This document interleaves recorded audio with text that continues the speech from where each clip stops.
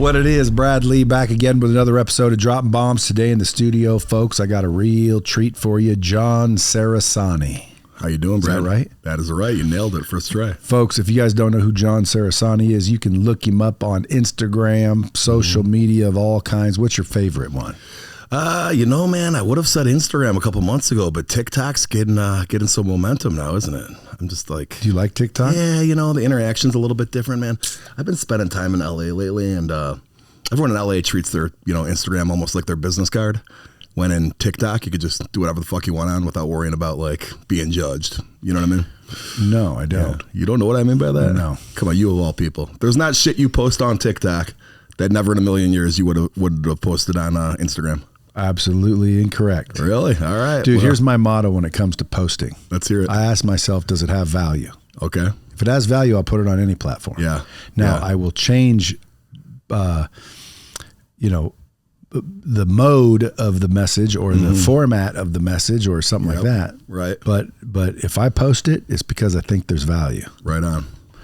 And TikTok, by the way, might go away. Well, no shit. So you start putting all your eggs in TikTok, bro, you're making a big mistake. Yeah, we're talking about Instagram, that, I'm telling you, is still the sweetheart. Numero uno. Well, that's because it ain't going anywhere, dude. Yeah. But TikTok might be. Yeah. I usually put it on all three platforms, including YouTube Shorts. You put it on all six, my friend. You got a pen handy? I should take you to school.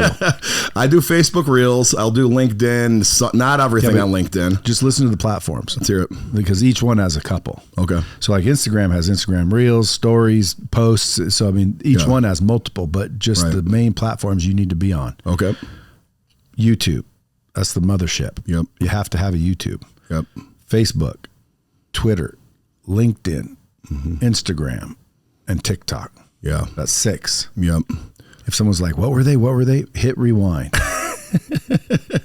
But you need those 6 every single time, every single day. You need every single one. Yeah. You probably need more if there are more, because there are. Yeah. But those are what I call the main ones. Yeah. You have to be on all the main ones, dude. The only thing I agree with everything you just said. And I actually agree 100% with what you said. I've chosen to stay away from Twitter. Only because I haven't been on it, and to get on it, I just feel like you ever wake up, you post something on social media, then the next thing you know, you lose fucking 3 hours of your day. You're like, shit. Now I start messing around with Twitter on top of it. I just don't know if I got the time, man. Are you doing all the posting?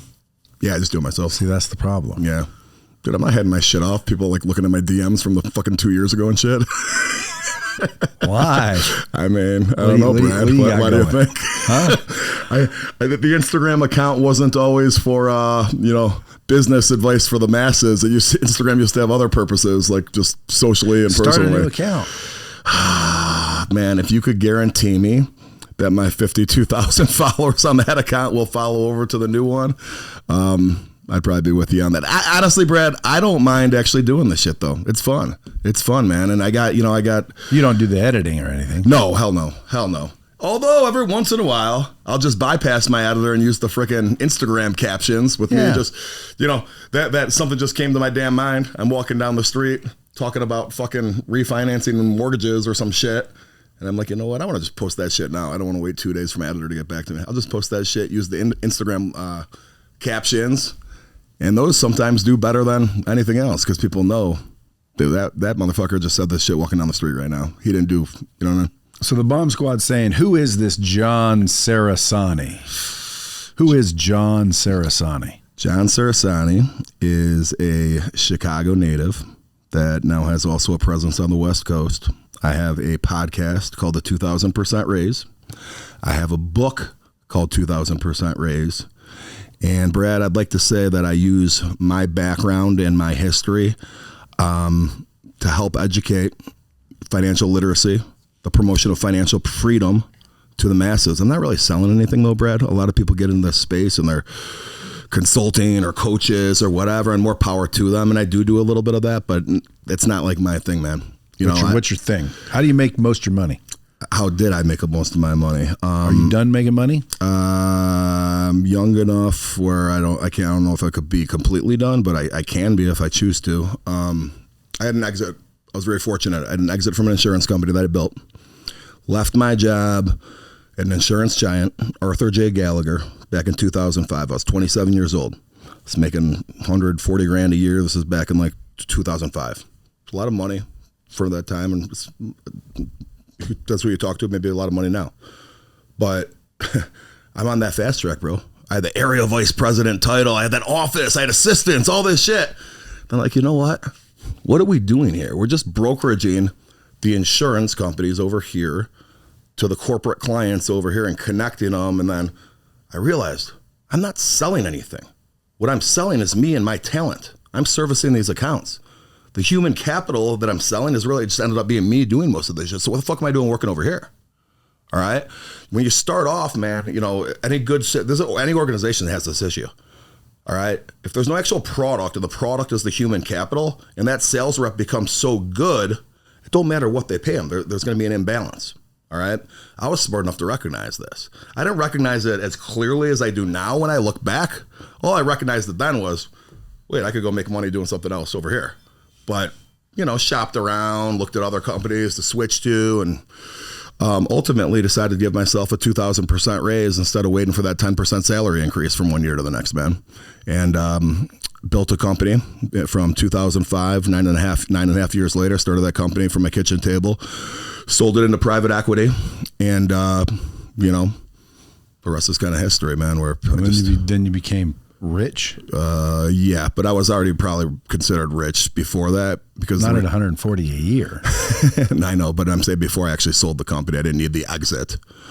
So you were making good coin, good cash flow. Exactly. Were you netting nice dough every month? Well into the 7 figures annually, and then I had an EBITDA. My biggest thing was my EBITDA from a percentage standpoint. My profit margins were like over 80%, where the industry average is like 17 to 25%. So how the hell was I doing that? It was because how were you doing that? Niche. I developed a niche. All right. So that's why they say the riches are in the niches. I love that, man. You know what? I've heard that now a few times, and that's the new. If it's been around for a while, I just heard it a lot these last couple months. But I'll tell you this: I put myself in a position to be able to compete against billion-dollar organizations. All right. So me going and working from my kitchen table. Okay, great. I know I could do it. But I had a job over here with 20,000 coworkers and 200 offices.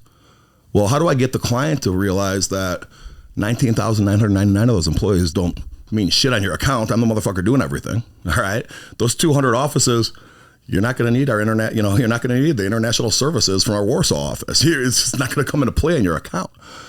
But the problem is a lot of these employers, these corporate clients, want that big name as their consulting firm or as their brokerage firm. You know, that's why like Accenture and like Marsh or Willis or Aon, you know, you'll see these names, right?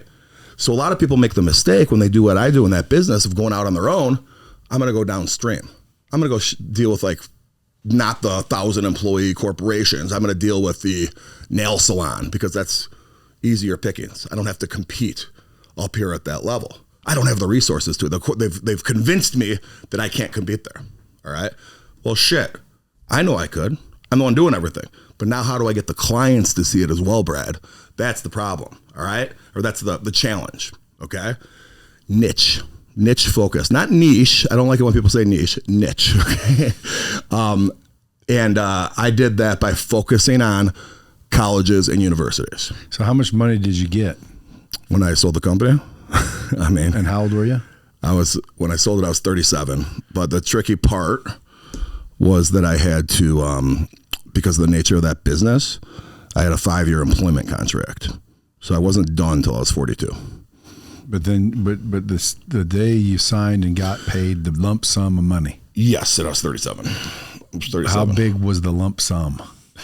I'm going to say somewhere between, it was in the 8 figures, but not in the 9 figures. As long as it's 8 figures, you're good. Yeah, it was well into the 8 figures. And by the way, for those of you that don't know, 8 figures would be 10 million up to 100 million. Yep. So we got somewhere between 10 million and 99 million, but he'll never tell you how much. Exactly. I think it's a little He wants you to assume 99 or closer to it. Well, Brad, it was actually somewhere between 33 million and 34 million. Somewhere right in that range, Brad. But I mean, that was a joke, by the way. Because I'll show you when we get done with this. I'll show you my buddy's Ethereum account. Ethereum account. Okay. His Ethereum account? Yeah. Where he trades Ethereum out of? What did he get in it?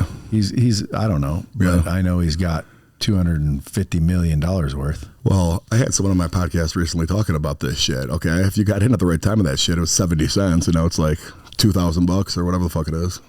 I'm sorry, I'm swearing so much. He's got $249 million worth. Good for him. And dude, like, that's ridiculous dough. Yeah. Like, if anybody out there is assuming that old Brad Lee has $249 million, they'd be overestimating my net worth. That's right. Now, do I think my assets, because I believe everything's worth $1 billion that I fuck with, right, is worth that? I would say yes, but assets and cash are two different things. Right. Having 249, or even if you were, I know you were joking, but 33 million. Yep. 33 million liquid here. Here you go, dude. Thanks for your last 8 years of work. Yep. If you do the math, like, that's fucking good pay. It is, man. And I've decided that. So when I was on the come up, my rule of thumb in my head, okay, I think everyone should have goals financially of where they want to be, especially if you're in like sales, entrepreneurial type of person. And were you married, by the way? I was. I'm not anymore. Single. Well, 33 million will do that to you. No, I was not married at the time. I was not. I didn't have to split this money with anybody. And it wasn't 33 million, by the way. It was. So I actually made more money. This is interesting. You'll find this. The company I went to work for, all right, it was a private equity roll-up, all right? So a bigger organization had private equity behind them, and they're buying companies like mine and rolling into one organization and then trying to sell it to another private equity firm. Because I had to work there for 5 years, I took a big chunk of the deal in stock, all right? So here's all this money, John. Well, wait a minute. If I got to work here anyways for 5 years, let me get some fucking stock in this bigger entity. So I did that. 2 months later, after the point of sale, it recapitalized to a new private equity firm, all right? So for those that don't know, when it goes from one private equity firm to another private equity firm, typically they're selling it because the returns are there. So my stock tripled 2 months later. So the 30% of the deal that I just took now goes up 2 months later, triples. Everybody else at the organization is taking their money off the table. Because when you recapitalize like that, if you had any shares, you're usually able to sell a percentage of it, usually 50%, all right? Well, I wasn't planning on this money, so I just left it all in there. Guess what? It recapitalizes again to another private equity firm before my 5 years is up. It was the best timing in the world, and it tripled again. So let's just say, hypothetically, that I did the math in my head. I have this cash cow in the insurance brokerage. Why would I ever sell this damn thing? I could hand this shit off to my kids. This is I got a great thing. Everyone loves me. I like my clients. This is fun. I'm the guru of college and university insurance. Come to me. All right. I loved it. Why would I sell it? Well, bird in the hand's worth more than two in the bush after Uncle Sam's done, John. Yeah, but a bush in the hand's better than two birds. Well, there you go. I don't know if I had. Brad, I'm really going to have to think about that one. But my math was, you have $15 or $20 million after Uncle Sam took everything, you're pretty set. Because my goal always in life was to try to get to that $10 million nut number. Live off 5% conservatively investment income. Years I make more, I'll cover inflation. $500,000 a year. Hey, it's kind of fun. Well, now we're going to buy the company for this from you. It's going to be more like the numbers I said. But now on top of it, all right, so we're going to sail into the sunset with that. But then that stock tripled twice, really kind of like changed the stratosphere of things for me. So at that point, I was like, all right, let's do some fun shit, like post on social media, share my business insight with the masses, write a book that's really trying to help other people. I use my story as a guide. That's where we're at. What was your story? What is your story? My story, man, that I'm preaching is to learn I call it the smoke and mirrors that exist in corporate America. If I would have listened, all right, to my parents, if I would have listened to my coworkers, John, you're making $140,000 a year, man. You're going to be making $250 eventually. It was a good freaking job, good secure job. Dude, don't go. You're going to go compete with the $1 billion company from your kitchen table. You're going to end up running nail salons. Your biggest client's going to be a barbershop, John. You're not going to be even able to make the 140. If I would have listened to the people telling me this shit, bro, you wouldn't have me a guest on your show right now, brother. Well, you might have been on here for another reason. like what's that? I don't know. I don't know either. Why do you think this was your only option? Just fortunately, it was a good one. Yeah, it worked out. But not only that, I don't think that your story's over. We shall see, man. We shall see. Where are you going from here? I'll tell you right. Well, I started a venture capital firm, which has been awesome. Did it pay off? Well, we're to be determined. I'm in 30 different deals right now. Some of them super exciting. Found myself in deals with some. See, that's the thing when you get a chunk of money. Everybody wants to be your friend. Everyone's got an idea for you, bro. Everybody wants to be your buddy. That's why I'm like, fuck it. I'll just formalize this shit and make it a freaking actual firm instead of just putting money in all this different shit. But I decided, you know what, man? Insurance, it's been freaking lucrative for me, but it was never exciting dinner conversation. Talking about the freaking Affordable Care Act, over wine is just not that exciting. Okay. So this next chapter in my life, I'm not going to get back into insurance, even though my non-compete's done and everything, and I surely could and probably do it all over again. We got one life to live, man.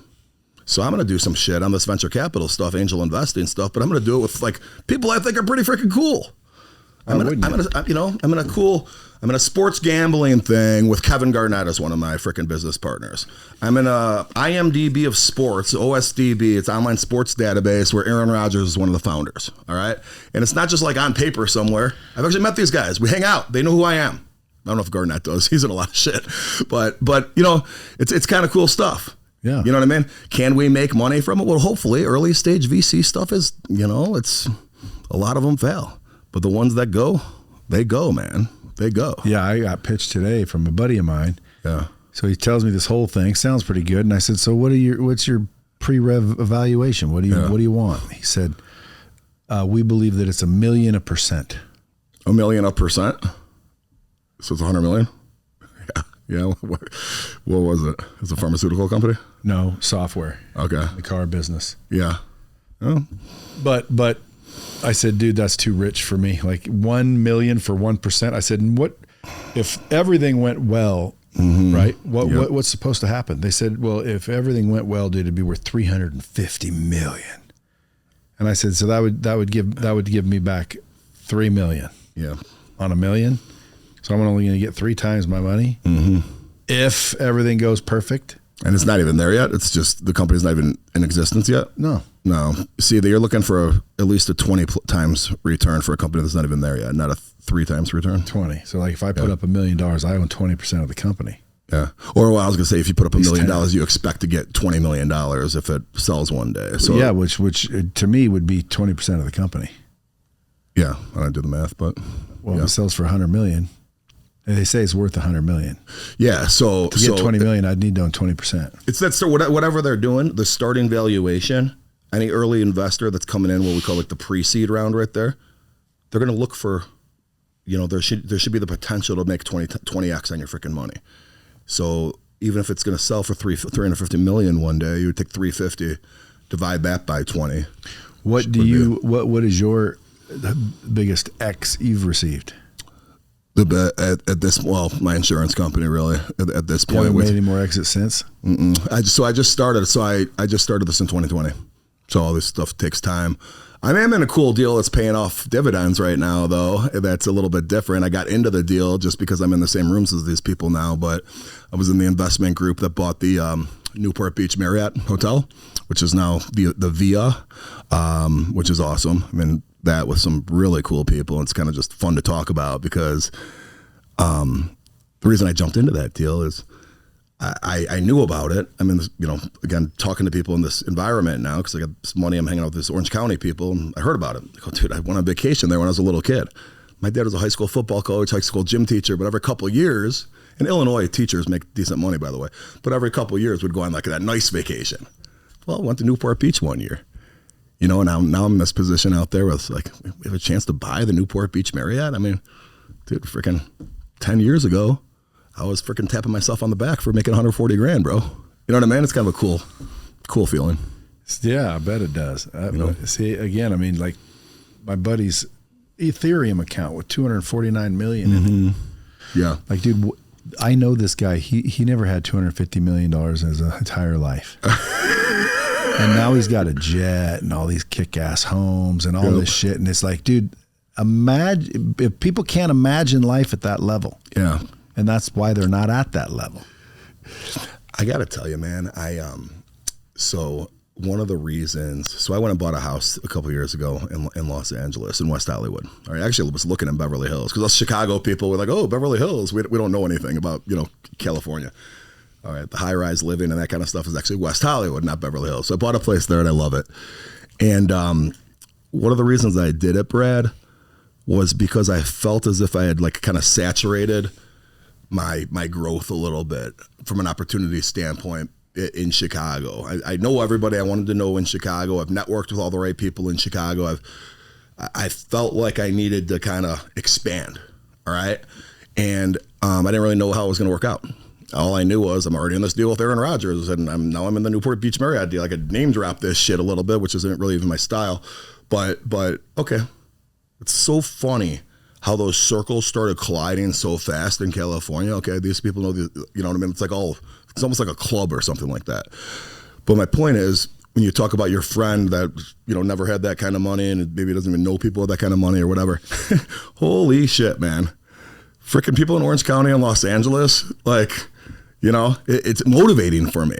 Because I could stay over here and be like, okay, I'm worth this and blah, blah, blah, blah, blah. And, you go over there and it's like, whoa, holy shit. You're the broke guy. Your family started freaking, whatever. I want to say something specifically, but say like a really good alcohol that's out there. And I'm paying out this guy, his great-great-grandfather started this freaking brand and, they have castles in fucking Scotland and shit. You know what I mean? Oh, yeah. And that doesn't exist to that capacity, not in the quantity, at least, that exists in California. It's like, I don't know if 50 years ago, everybody with money decided to move to California, but it's kind of cool being out there, friends with people that own sports teams. You know what I mean? This is, California's got the best weather in the country. Yeah. That's why a lot of well-to-do people go there because of that. Now, the government there is trying to chase y'all out by taxing the shit out of y'all. So that's what all my Chicago friends tell me. It's like, dude, you went from one of the shitty income tax states to you found the one state that's shittier than Illinois. You know what I mean? So I'm in these two states that are both going bankrupt. But I'll tell you what, man, I don't care.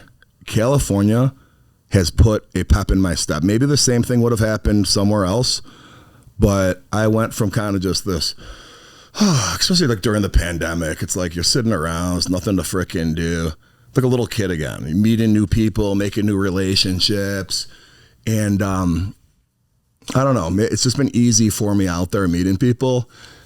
And I think part of it is because I'm from the Midwest and so many people in LA are just like full of shit. So you meet people that actually aren't and don't act like that. You kind of, people gravitate towards you a little bit. So give me your average day. You wake up, you don't necessarily work. Yeah, no, I have a rundown of different podcast guests. I do a podcast once every Monday, 2,000% raise. Once a week we'll check in with all the founders. I'm on a lot of advisory boards and board of directors. Like every day when you wake up, do you have a routine? Yeah. So I'll get out of bed, usually around 6. While I'm having my coffee, check my emails. Typically check my Instagrams, and do emails probably till about 9 or 10. Go to the gym for freaking an hour to 2 hours, depending on the day. Now it's already lunchtime. Yeah, now it's lunchtime. and all you've done is responded to some emails and worked out. Exactly. Life of luxury. I'll say though, man, it's and by the way, returning a bunch of emails is work, dude. That's what I used to tell people at my freaking company, man. They'd be like, well, what's this client want us to do? Freaking like just sit there and email them all day? It's like, motherfucker, what do you think this job is? Your job is returning emails. That's what we freaking do. You have clients asking you questions on email. You reply. Why would you wait? Nothing worse, Brad. Okay? That person that you send an email to, some vendor you send an email to at Friday at 3 p.m. You don't hear back till Monday at noon with them letting you know that they're looking into it and then they're going to get back to you. So you took 3.5 days to check your freaking email to reply to me to tell me that you're going to get around to it? Dude, I can't operate like that. I can't operate like that. Are you organized? Super organized, man. Super Where'd organized. you learn that? I think my dad, bro. My dad was a high school football coach, and he'd almost have like OCD about shit. You just see him writing plays down all the time and checking this and checking that. And I don't even know if I learned it. I think I just have it in my genetics like my dad did, you know? So where do you want to go from here? What is your goal? Because I see you doing a little personal branding on social media. Yeah. You're throwing, I called it the Brad Lee out there. Brother, well, do you remember how just for the audience to know, you know, so I've been doing all this shit on social media, and there's a lot of like business coaches and influencers and all this kind of shit out there, right? And love them. But I've been like, for whatever reason, I ended up in circles of people that I like being in these circles, but they're talking about like the universe and, manifestation and spirituality and living in abundance versus not. It's not what I talk about. You know, I talk about like real world shit to help you out. Okay.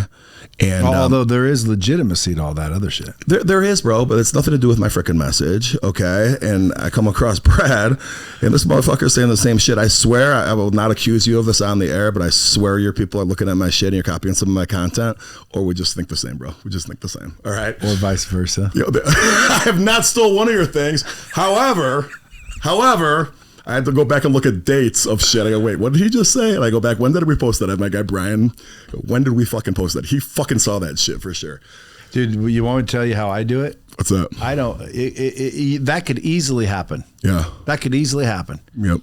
If somebody saw your shit, which I don't know why they'd be following you, but let's pretend they saw your shit. And they'd go, that's a good one for Brad to do. I wouldn't even know it. I would just see on a list of things I'm supposed to talk about. Yep. Hey, what's your opinion on this? Yep. And then I'll say, okay, what's my opinion on that? My opinion is blah, blah, blah, blah, blah, blah, blah. And so nobody tells me what to say. That's where, like, whatever came out of my mouth that you saw on social media, that is what I'm saying. Right. Right. That is what I believe. Because all they do is say, hey, talk about this. What's your thoughts on that? Yeah. Like the other day, someone said something about, you know, the transgender issues, you know, and again, like, guys, listen, I'm not saying you shouldn't respect someone who identifies as a female. As a female, I'm not saying you shouldn't respect that person. I'm not saying that you shouldn't, you know, honor the person with their wishes. I'm saying just because you say you're a female doesn't make you a female. Yeah. Because a female is a thing. It's a biological thing.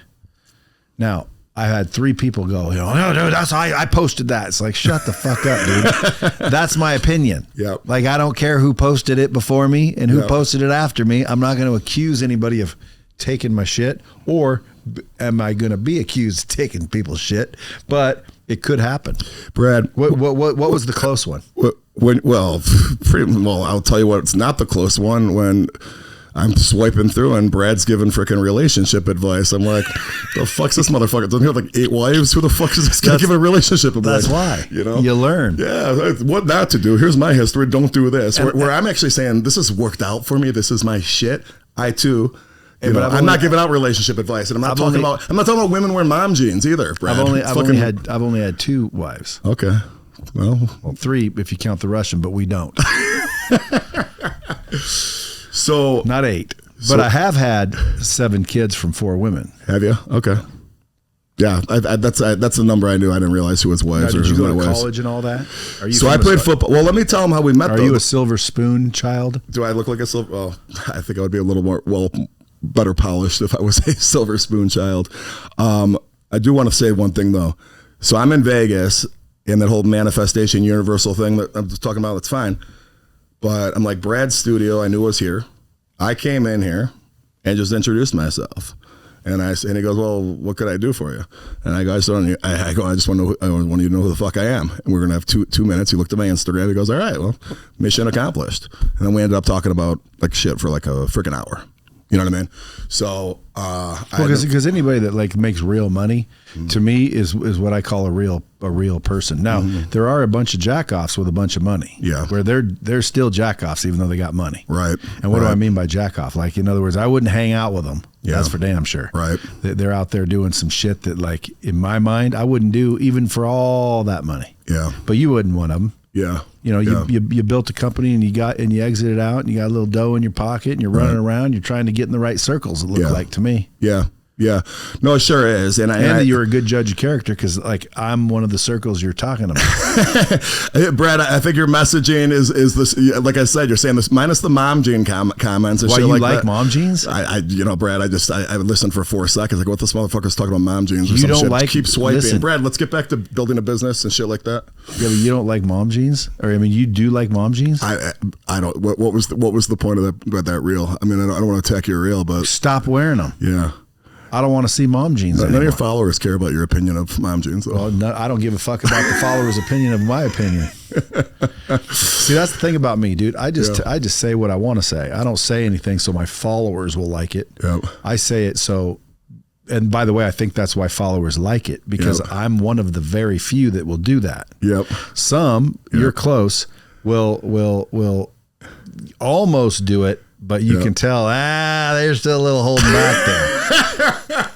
Why are they holding back so much? Well, they're worried about the backlash. It's true. I'm not worried about the backlash. Why? Because my intentions are pure. That's why. Yep. I don't have any harm against transgenders. I don't have any harm against gay people. Yeah. I don't have any harm against frickin' any race or religion. Like, I really don't. I really don't. I'm just giving my opinion. Like, for example, the vaccinations. Yep. My opinion was, why are they wanting us to do it so badly? Yep. Well, because of this. But that's not true, and we know that. So that doesn't make any sense. It's like nothing made sense. So I just questioned it. Yep. And then, I had a whole bunch of vaxxers and anti-vaxxers attack. Mm-hmm. You're causing people to die. Mm-hmm. But here we are later where now everybody realizes and there's proof out that was all bullshit. Nobody can just say, oh, sorry. Yeah. I was wrong. I panicked. I was scared. Yep. I was scared, dude. I panicked. I've gotten all my boosters and I regret it. No one will say that. You know what they say?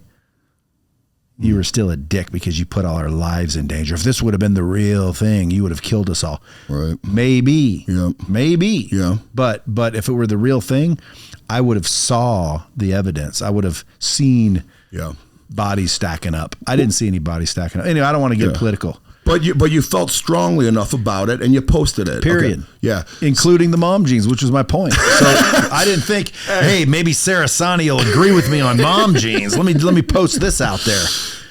How many of you guys agree with my mom jean comment? And by the way, a lot of people did. You know how many fucking comments I got on the mom jeans post? Yeah. How many? Go look. Okay. More than dude, more than frickin' you can imagine. I'd archive that reel, bro. I'm telling you, I'll bet you it's gotten. Yeah. I'll bet you it's one of the top viewed videos and most engagement on any videos. So if I feel strong, mom jeans, and you're right. Yeah. What happened was someone came in and they were wearing mom jeans, and I just simply said, "Why are these back in like these don't look good on any female? Yeah, like they're just ugly. They make your butt look long and flat. Yep.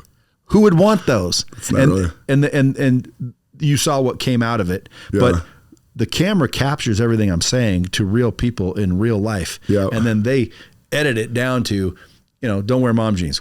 Right. But it's true. I don't like mom jeans. Yeah. And I respect that. And you feel strongly about it, bro. I don't feel strongly about really any of the things, even the political stuff you were talking about, or even the transgender thing. I don't have a strong enough opinion on that stuff. However, if I will not hold back when I do have a strong opinion on something that I think is relevant to I just have more stronger opinions in more areas. That's all. Maybe. But you know, you're like, who gives a fuck about mom jeans? I can say, who gives a fuck about mortgage rates? Well, okay, that's fine. But because there's a lot of people that don't. Hey man, we don't have to be the same as everything. I'm just saying, you will not see me hold. Right. You will not see me hold back. If I hear about somebody trying to pay off their freaking home to be free and clear on their home when they're locked in at like a 2.5% interest rate, and I'll explain to the audience why that's bad, and I'll tell them. Are there people doing that? Oh my God! Listen, I'll have people freaking commenting. Who's that guy? You've duetted him a couple times. Dave Ramsey. Yeah. And then there's a woman, Orman or something like that. They're all talking Orman. Yeah. So people like follow them will start commenting to me. Well, way more than they follow us, by the way. They'll be like, Dave Ramsey disagrees. Like when I'm saying, don't be free and clear on your house if you have a 2.5% damn freaking interest rate. I would agree. You know what I mean? So I'm explaining to the masses, and on my position, this is why a rich person would never do this. Here's how a rich person's looking at it. Yeah, but Dave Ramsey said. And then they'll be like, Dave Ramsey would. What's that? Dave's rich. Well, that's what people will comment. They'll be like, well, Dave Ramsey would disagree. And, and then they either keep following me or unfollow me. Another one, I'll give you another example. So shit like that, I won't hold back on. Another one is, I got into this whole thing about, remember I was talking earlier about corporate America being like kind of smoke and mirrors, and it's all there to train you to think you need to work for an employer and have all this bullshit around you. And that's the only way to survive because you can't do it on yourself on your own as an entrepreneur. All right. Well, titles are a big one of them. All right. So vice president titles, talking about how they're fucking bullshit. All right. Well, someone comments on the frickin' TikTok, VP of a bank here, I make $300,000 a year. So screw you, entrepreneurs. You guys don't know what the fuck you're talking about. Listen, man, do I reply back? Fuck you, $300,000, shove it up your fucking ass. Or do I say it more, a little bit better? But I don't say that. I don't say it's not about my money versus your money. It's about, this is why you don't take advice from a W-2 employee on ever starting your own business, because they don't see it. They think, I'm a vice president of a bank. Yes, there are 100 of us, but I make $300,000. Do you know why? Do you know why they're vice presidents of banks?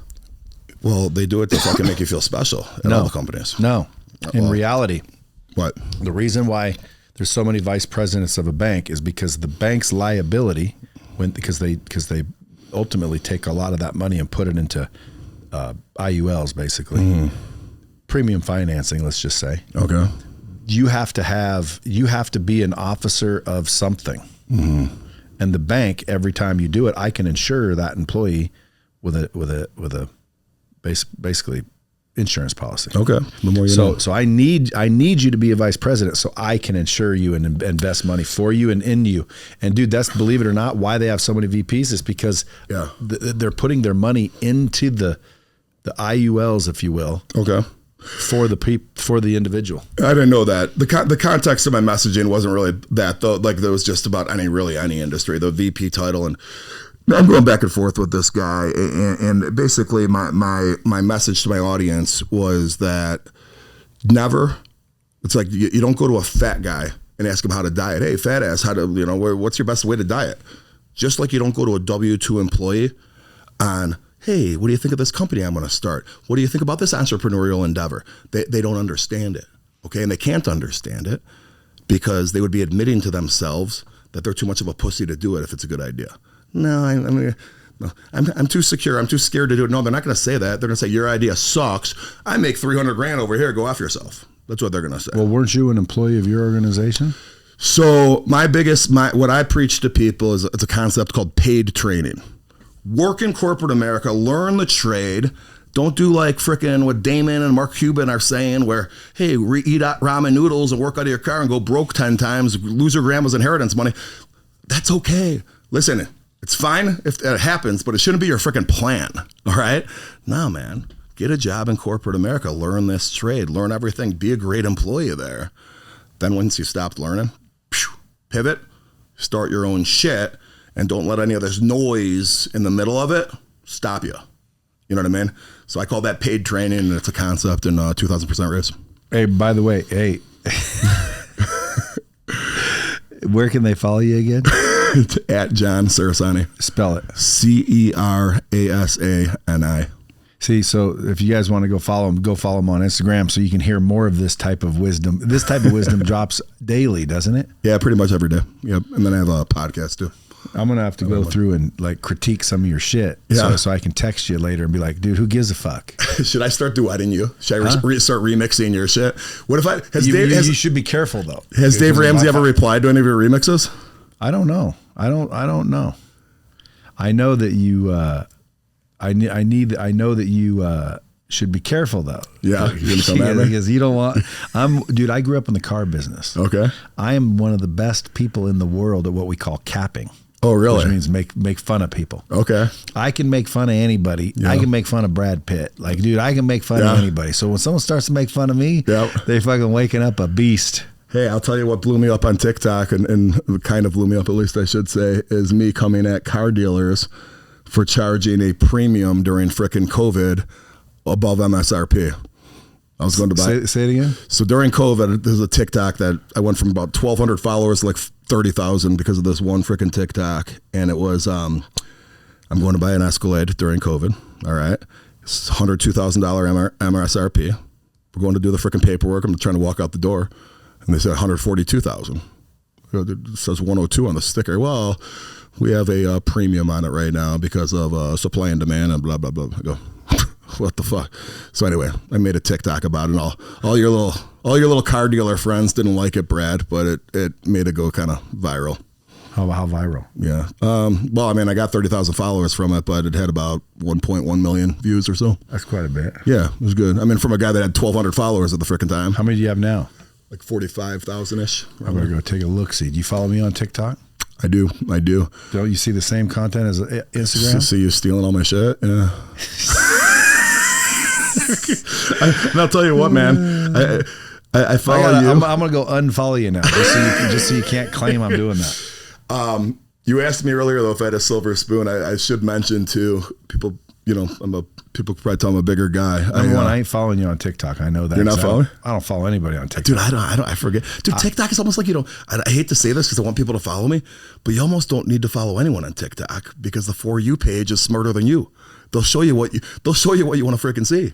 I know one time I was saying I didn't really get TikTok. They said, why not? I said, dude, because all I see on there are chicks' butts, cars blowing up, and people fighting. Yep. Like, isn't there any other videos? Mm-hmm. And then the guy explained to me the algorithm, which means I must be watching chicks' butts, cars blowing up, and people fighting. Well, no shit. And I'm like, that is kind of what I've been watching because that's all there is to watch. And they're smarter than you. They know you better than yourself. Yeah. Oh, I never liked that kind of video. Yeah, but you watched it 9 times, asshole. Yeah, like there's been one recently showing up where this girl's doing yoga. Yep.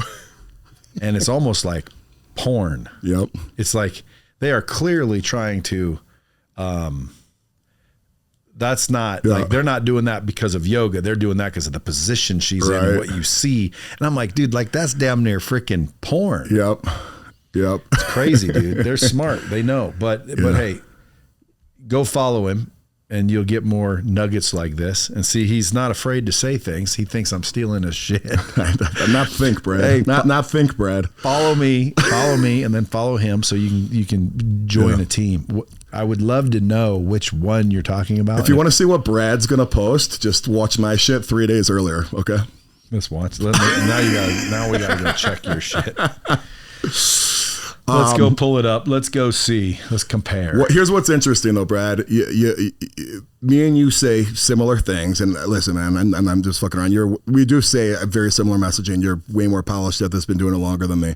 Well, I must be saying it for longer then, because I got a fuckload more followers than you. I must be saying it different or longer. It's true. Well, let me hear yours. Here we go. I'm going to blow up after Bro, I got 2 big things this month, brother. Well, that's a podcast. I don't talk about sports at all. That's a podcast with Bob Menery. That's different. That's a podcast clip. There you go. That's a good one. Show that one. I've never talked about that, but I agree with it. Listen, you gotta understand what write-off means. We still pay for it. We just don't get taxed on that amount. If I spent $30,000 on something, it's a real $30,000. See, it's fucking funny shit. So Brad's gonna post that next week. I wouldn't though. But if someone said, "What do you think about tax write-offs?" Whether they got that from your page or Gary V's page, I don't know where they're getting this shit. They go do their research and they say, "Here's the most viral subjects. What's your opinion?" And then I give my opinion. I think why you think, "Oh shit, that's mine," is because you must be talking about viral subjects. No, man. And or.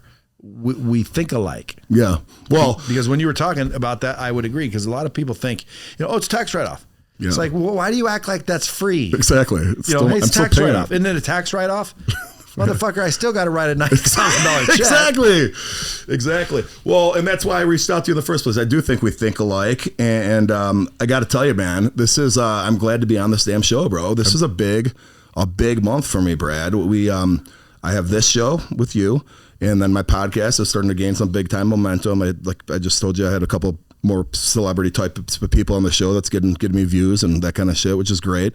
And then later this month, you might find this interesting. You know that TV show Below Deck on Bravo? Do you ever watch that? Of course. All right, I'm one of the charter guests. We filmed it last summer. Can't believe you did that. I'm the first person that's saying it out loud. Your podcast. I wasn't somebody that I can't remember who it was said, Brad, I want to get you a deal so you can be one of the guests on the thing. It's fucking awesome. I know, but then they wanted me to pay to go on this trip. And I'm like, you want me to pay you to come be your fucking guest and subject matter? Like, do you know how much money they're making on that show? Fuck you. If you want me, you don't have to pay me, but I ain't paying. Dude. So they got you instead. So I'm in Sardinia, Italy. All right. They make you pay, they do make you pay for it, but it's a 177-foot yacht, bro. And then it's I don't care. I ain't they paying want for rich people that could afford this shit because they don't want a bunch of like yahoos on there. They want it to be like, it's about the How much did you tip? Well, it's not. This is probably going to air before the show, so I can't say that specifically. But a good amount. That's how they get you because they show the fucking tip at the end of the show. So you're gonna look like an asshole if you don't tip good. I tipped. They're happy. But did you have a good time? Gary and Daisy, if you're listening, if you're not happy with that damn tip when I watch this show, I'm gonna be pissed. Because my question is, did you have a good time, bro? It was awesome. I'm on a sailing yacht in Sardinia, Italy. Here's one thing I will say, though, about what you're just saying about them making freaking money on this shit. So you got to get there. Sardinia's little island off of Rome. Well, we got to get there the damn night before. Mother effers, they put us up in a DoubleTree hotel. And it wasn't like one of the good DoubleTrees. It was like one of the shitty DoubleTrees. So I'm all freaking excited to be on this damn show. I might as well have slept on that freaking couch than this bed at this DoubleTree, okay? Mind you, this was last summer. There was work shortages and shit, but we get there with all of our fucking bags. I had this big trip going to Paris afterward and then to San Sebastian. I had a 3-week thing. So I have 3 weeks worth of luggage. Oh, isn't that a bitch too, traveling with 3 weeks worth of luggage? Dude, there's no bellman at the freaking DoubleTree. We pull up and then one of the elevators was out. And you know, in Europe, they have this shitty little elevators. I'm claustrophobic. So we're literally putting our luggage in the elevator, going up, then walking the 5 flights of stairs, waiting for the luggage to come up, taking it down, going up and down like that. And it's like, dude, I'm on this freaking first class, bro. I'm in this $250,000 vacation, which that was a big chunk of the price of that yacht was a big portion of that. But most I ever spent on a vacation, by the way, I don't mind it. It's great memories. But then it's like, dude, we just got done staying at like some luxury place in Rome a few nights over. Dude, I've spent more than that at fucking Disneyland. $250,000? Have you really? You never been to Disneyland? I did the Disney thing with my kids once where we paid for the guy, the private guy, worth every effing Not penny. anymore. Why? Because they don't do the same shit. No? Okay. How long has it been? This was 2018. Yeah, dude. Back in the day when you had a VIP host, you were VIP. Yeah. You get freaking no lines. You walk in, restaurants. Oh, hey, I'll get you in. Yeah. Now it's almost like you get a fast pass. Oh, really? She walks around and literally gets you in the back of the front. In other words, she basically walks you up to the fast pass line. Okay. That sucks. It sucks, dude. And they don't treat you any different. So the last time I go there, so I get the, I forget what suite's available. It's like $5,000 a night. And you know, I got little girls in the magic time right now for them. This is like memories forever. So I'm like, okay, let's get the room. They don't give a dick that you got that room. Okay. They don't care what you're paying a night. They still got the same Uncrustables as they do in the fucking cheap rooms. Yeah, like they don't care. Yeah, I was just not arguing, but I would say complaining to my wife this morning because we're going there next week, and she's got us there for like 4 days, and I'm like, dude, Disneyland is a 2-day deal. She's like, what do you mean? I'm like, babe, it's overpriced. Yeah. Their customer service sucks. They don't care who you are. They don't care what you've spent.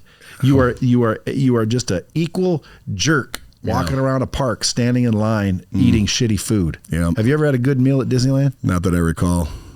An expensive meal? Something I don't feel strongly about. $12, bro. Listen, bro. We went to 3 different parks in one day because of that guy that I paid. The host used to be the deal, dude. Every time. It is kind of messed up though. You had to pay that host all this freaking money, but you still had to buy the park passes. Yep. But dude, that host, I agree with you. Matter of fact, I forgot who turned me on to a host, but we used to go there and stand on lines. And my rich buddy one day goes, "Dude, why don't you get a host?" I go, "What's a host?" He goes, Same. "Dude, are you kidding me?" I'm like, "What?" He goes, "Dude, you get a hold, call this number, tell them you want a VIP host, and da. So next time I call them, like, okay, how much? They're like, $450 an hour. I'm like, $450 an hour? That's cool. She goes, 8-hour minimum. Yeah, no, 7-hour minimum. Yep. And I was like, what's that? $2,900, $3,000, $3,200 bucks. I think it totals $3,900 somehow. Maybe it's $500 an hour. I'd have to Those check. numbers sound about right from what I recall. Yeah, but I'm like, okay, cool, let's do it. Yeah. I can bring up to 10 people. Well, shit, that's a deal. So, me, my wife, the kids, grandma, we're walking around with this lady. Yep. Dude, 0 lines. Yep. We were in front of everything. Dude, it was amazing. We were VIP everywhere. We did that for, 3 years. Yep. And then we did a VIP, dude, and the lady said, I know you need to complain because, we don't like it either. And the guides were saying, you got to complain to Disney because they're stopping that. Wow. Stopping that. And why? Same woke bullshit. People don't think it's fair that somebody that paid can get in line while they were waiting. Well, okay, well then pay. Pay. Yeah. Do you what do you think of that? What's your opinion on that? I do have a strong opinion on that, and I got to tell you, I'm surprised they did it in the first place because of what you just said. This is Disney. You don't think it's fair though? I am surprised. So first of all, I think it's fair. Do I think what's fair? Life's not fair. VIP. Life's not fair. No, VIP. Like someone says, hey, it takes 3 hours to get into this place. And then you say, right, I'll give you $1,000 to come in right now. And I go, come this way, sir. And then they're like, hey, wait a minute. That's bullshit. Well, here's the flaw. Here's the flaw in their damn thing. The flaw is that they're still selling the fast passes and that costs more. So who are you to say that the $4,000 guy, no, but we'll still charge an extra $200 for these fast. Where's that line? Maybe that $200 to this family of 9 over here. That's everything for them. We're not talking about the Brad Lees that are millionaires. But what's that got to do with it?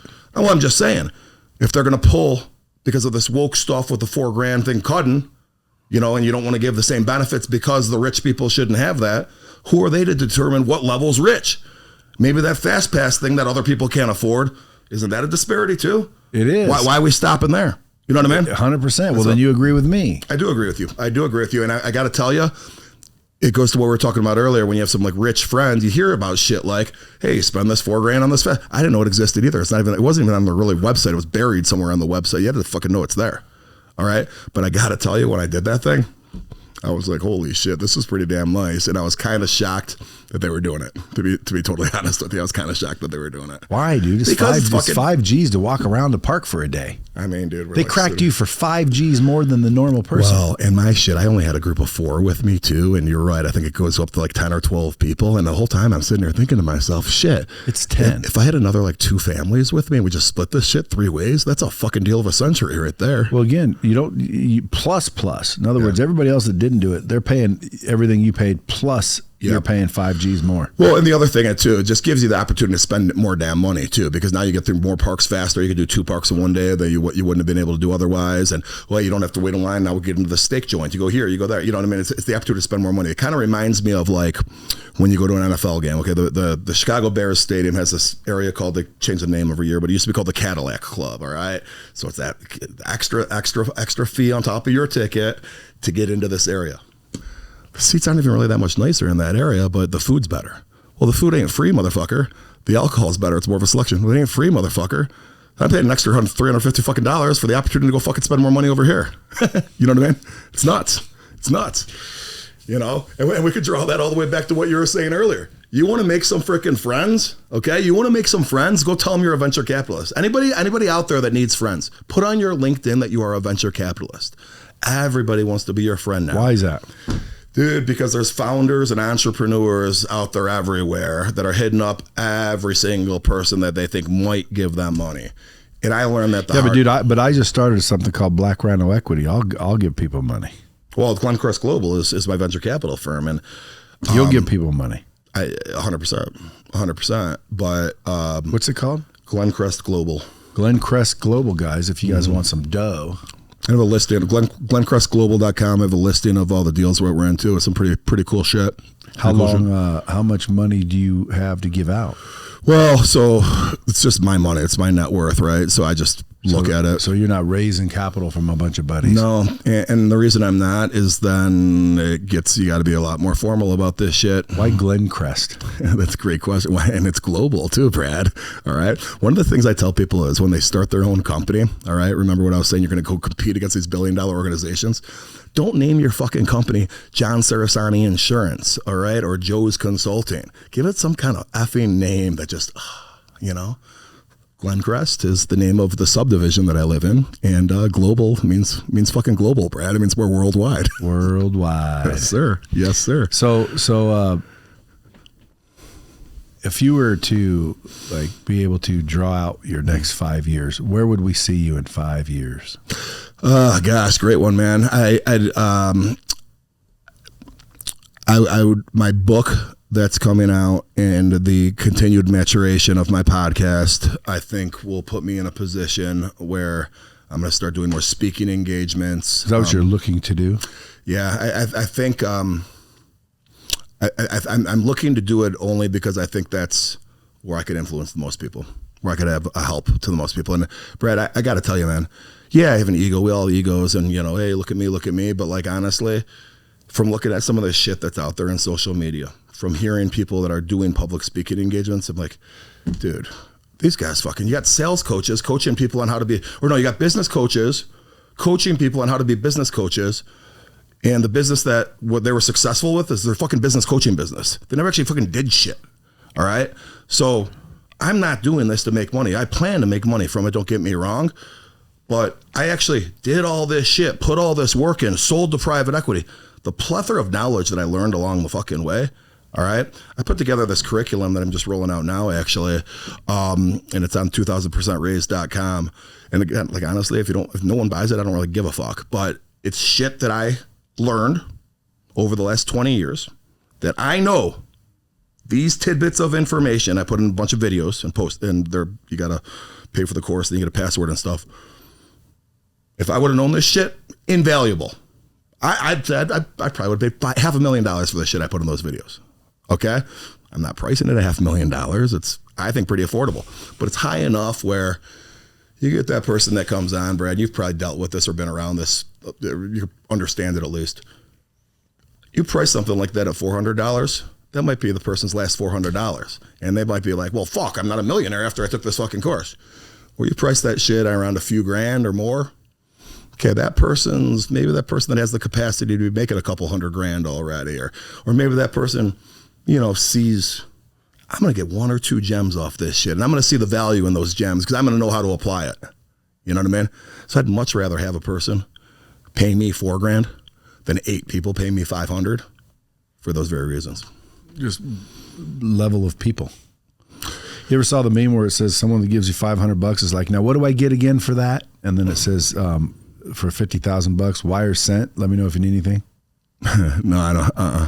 I'm not sure I'm following it either. Well, it's because like people that are paying $500, they want you to freaking explain it to them again and fucking kiss their ass because you gave them $500. They gave you $500. Yep. Okay. And then the people that gave you $50,000, their comment to you is wire sent. Let me know if you have any questions. Yep. That's right. I like that a lot. Simple. Here you go. Why? Because it's just $50,000. Yep.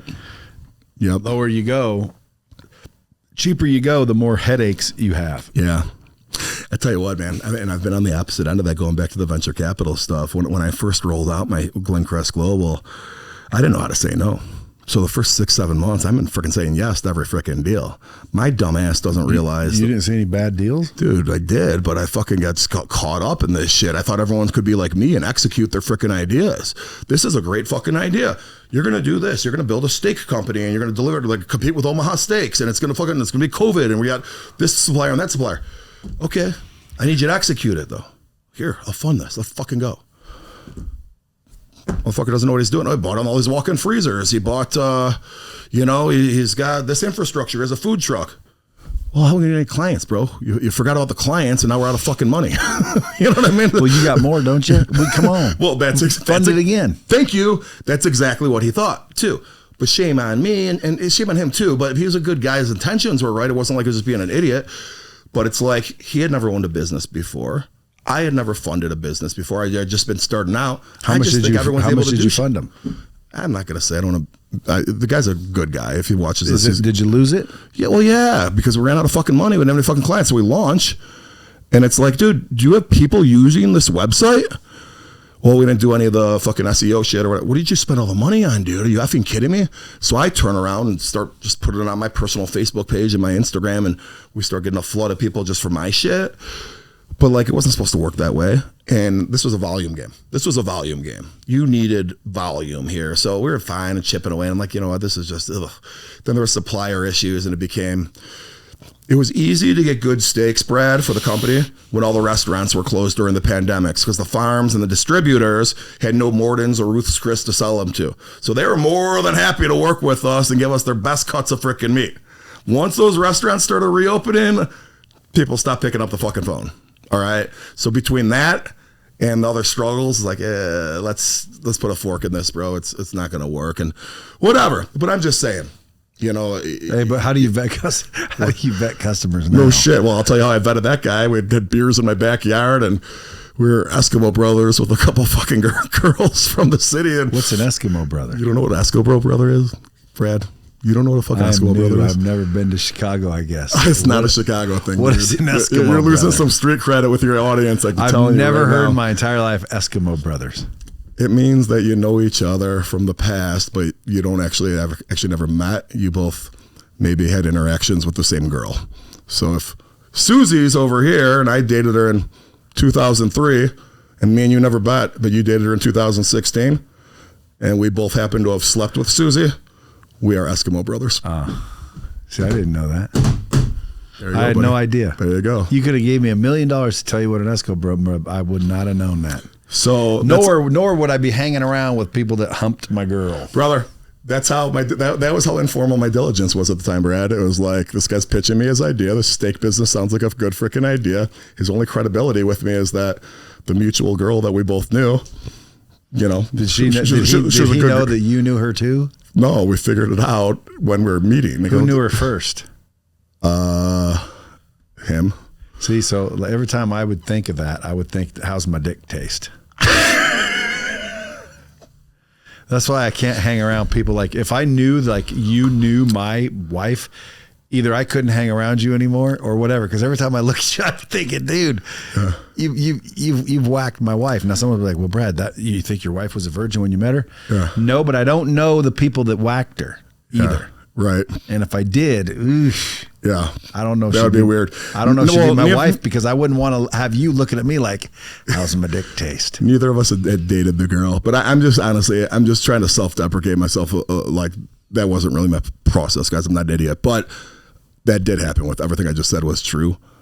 But those first 6 months, dude, I'm getting into these freaking deals, saying yes to everything, getting all excited. Biggest mistake I made. I know, but so if people are getting ready to do that now, I want you to break down what'd you learn from that. Listen, here's what the early stage shit is going to take a long time. So you better have a lot of money if you're going to play in this shit. I'm writing $250,000. Or being willing to be willing to lose it, because like I could have said to you, okay, John, I don't care if it takes a while. There's your $250,000. Yep. Don't fucking talk to me again until I'm getting dividends. Yep. Or nothing. Yep. So you got to be willing to lose it.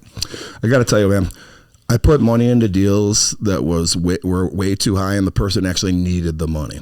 But I've been in other deals, okay? Like, I'm in a deal right now. Darren, you know who Darren Rovell is by any chance? Used to be on ESPN. He's on Action Sports Network now. Great dude. Is he an Eskimo brother? Me and him went to Northwestern together, actually, but pretty sure we're not Eskimo brothers. I'm going to go with no on that one.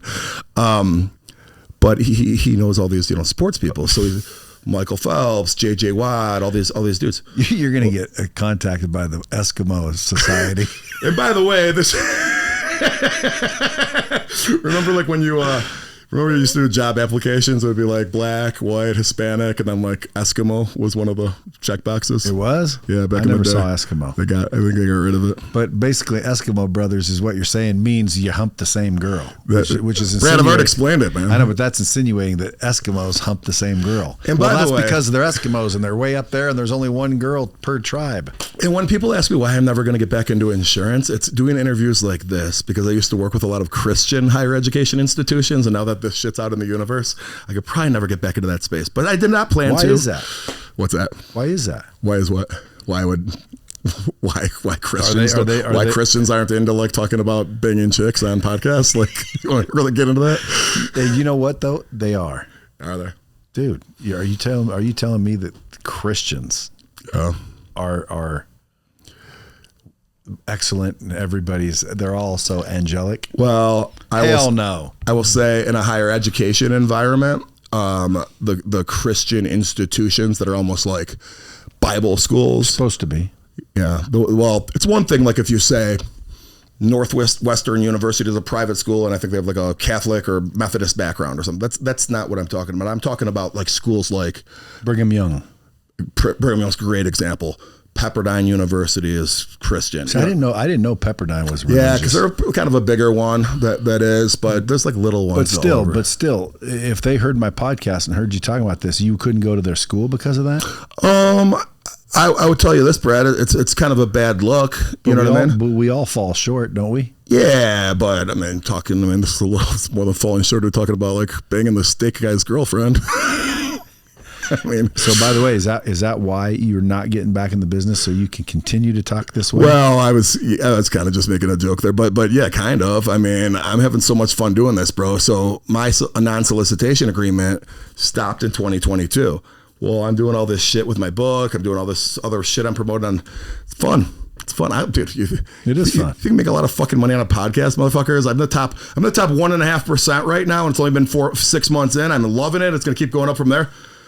But Joe Rogan of the world, they're making the big money. Like all of us little guys down here, we're not really making money. I tried to monetize a little bit. I have a couple friends companies that give me a little bit of money to put on their show. It's to help with the production costs.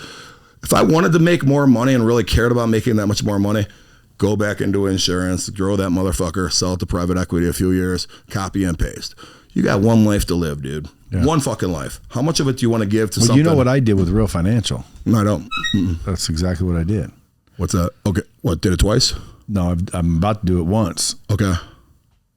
We'll talk offline. Okay. But basically, I started a insurance marketing organization. Oh, really? Okay. Individual insurance or corporate? Real Financial. What's that? Is it corporate insurance or individual?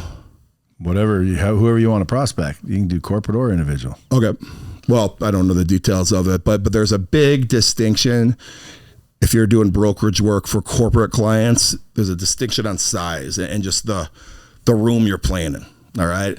If I'm dealing with individuals or smaller employers like little guys, it's about give me the rates. Give me a fancy spreadsheet that shows everybody's costs and itemize the benefits. Dude, you start getting up into a bigger space, especially when we're talking about employee benefits and health insurance, and you talk to that human resources director that has an 800 employee, campus or whatever, and you're talking about your value proposition being your spreadsheet and how you got rates from Blue Cross, United Healthcare, and Aetna, you better have a lot more shit to say. They're looking at you to be a damn consultant. They want you to strategize with them.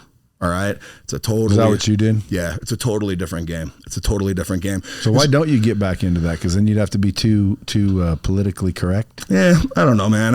No. Because what you're doing on the internet's not going away, even if you took it down.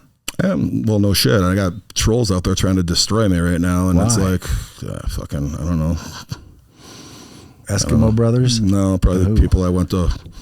Bro, sometimes in life, we all start here, right? And your network gets bigger. It's people you went to high school with, people you went to grammar school with, people you went to college with, people that you went in your first job out of college, all right? And then at some point, you're going to take all this knowledge and who comes with you when you go like this? Not everyone could fit in that fucking funnel, all right? The right people will fit though, okay? But some people that get left out of that shit have a vendetta. And every time they see your fucking story on Instagram, they cringe a little bit and they fucking forward it to their fucking friends or screenshot it. But they're still fans. Oh, and they don't realize when they do that shit, it gets back to me because the person that they're saying to it wants to just be relevant in my life anyway. So they're just, hey, see what so-and-so said about you?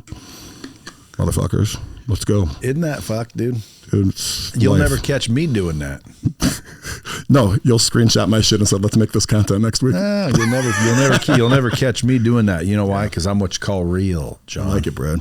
If someone say, hey, what do you think of John? And I didn't like you, you know what I say? What's up?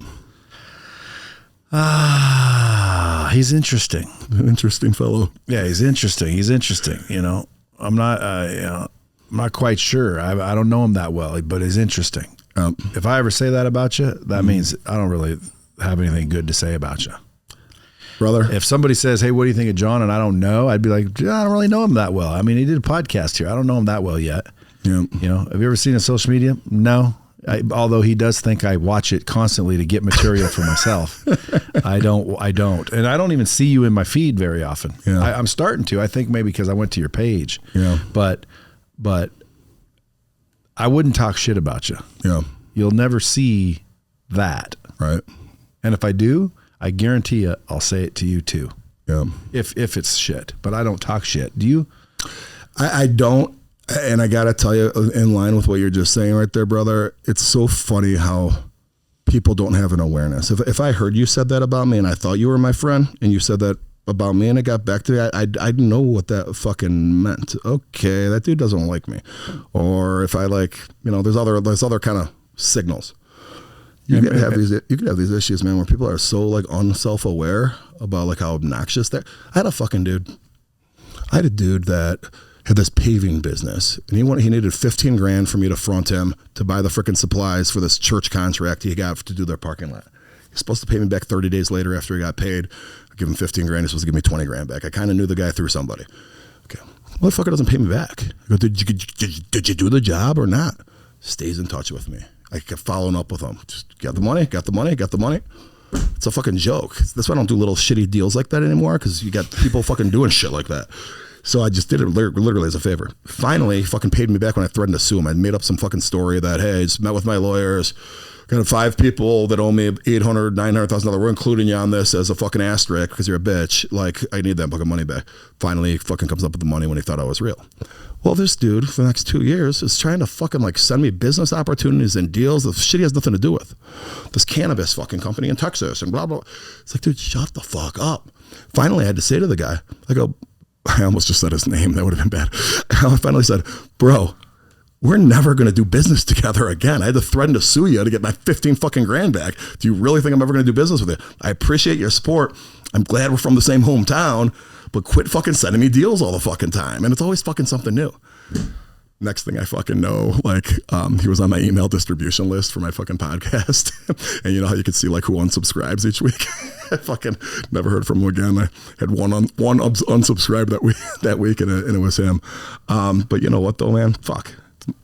It's fine. So I'm just saying though, like he unsubscribed from yeah, exactly. Unsubscribed. Never heard back from him.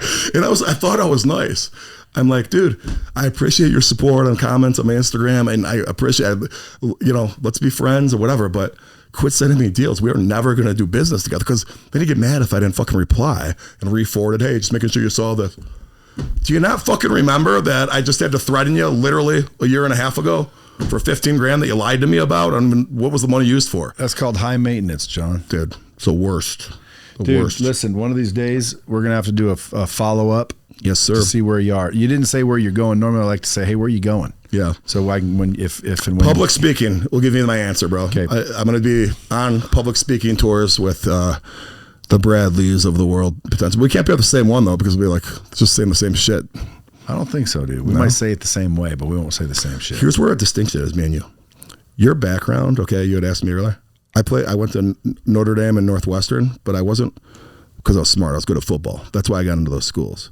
All right. But I still have that world-class education behind me, right? I don't think you went to college, did you? Right. So we kind of say the same shit from very different. Did you ever have a 6-figure sales job in white collar America? Yeah. White collar though? Not white collar. Yeah. Well, I mean, depends on what you call a GSM. It's white collar for a car dealership. Okay. Well, that's fine. Yeah. Whatever. I'm just saying our upbringing is a little bit different in the professional fucking world. We're definitely different. But here we are saying a lot of the very similar lessons. What do you think people should go to college or not go to college? Well, I think if, I always ask myself that damn question, brother, because. What's the answer? I think you should go to college. For what reason? For the pedigree. It's out there. Okay, now see, you and I would not say the same thing in that regard. Yeah. I would say you should go to college. Yeah. But you said you would go or would not? Should. Should, okay. For the relationships, for the network. Because that's what's going to be what's making money in life. So it's not the pedigree. Like, dude, your degree holds no value in my head whatsoever. I do not think, oh my God, he's got a degree from Notre Dame. Yep. I don't give a fuck. But the relationship that me and you had from that school might be why you're on this podcast, or we go in on a deal together, or whatever. Yep. So I say go to college for the relationships. The education is the gravy, and the pedigree is the gravy. The value is the who do you knows. Love that's that. That's why Ivy League schools cost so much, because look who you're fucking meeting also there. Yep.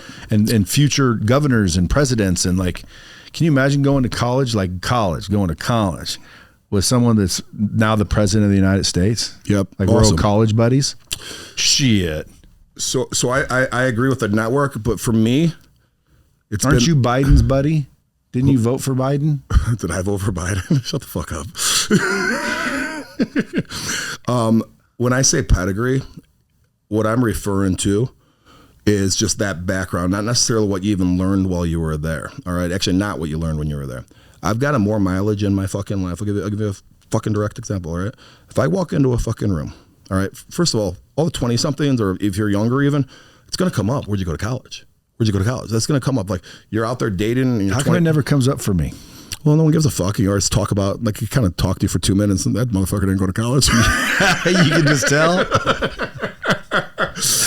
But I'll tell you what, man. There's a perception. Perception becomes reality. When people say, Brad, where'd you go to school? I always go, Willamette High School. I like it. So when I say I went to Notre Dame, now Notre Dame's a good academic institution, right? But when I say I played football at Notre Dame. With Rudy. That's not a compliment. And Notre Dame people don't, any Notre Dame person listening knows what I'm fucking meaning by this right now. That's not a compliment. That's like a diss. If you see the movie, he never fucking played. It kind of made fun of him. All right. So no Notre Dame football player wants to be compared to Rudy. Just FYI. Okay. Everyone always does that though.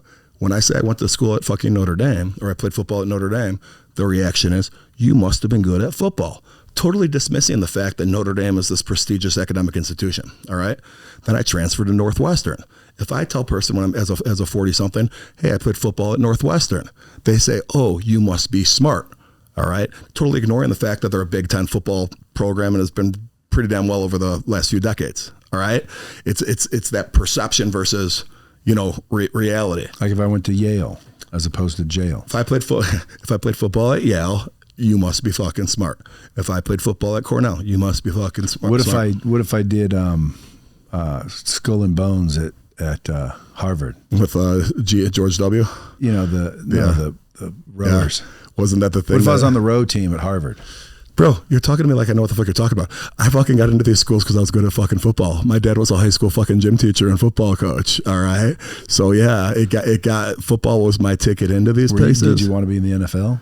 Oh yeah, man. I was going to the NFL. I was projected to be a 4th or 5th round, and I fucked up my back last game of my senior year.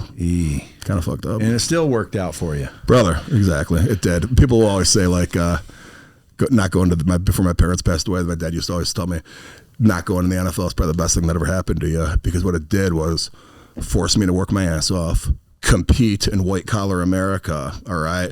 When I was 27, I was starting Northwest Comprehensive that I sold for tens of millions of dollars fucking 9.5 years later. All my friends that played in the NFL, you know what they were doing when they were 27? Looking for their first fucking job because they're not in the NFL anymore. You know what I mean? So it kind of worked out for me in that regard. And, glass is always half full though, brother. That's right. Folks, we're out of time. John Cerasani, folks, go follow him at John Cerasani. If you're already following me, you don't need to follow him because we're saying the same shit apparently.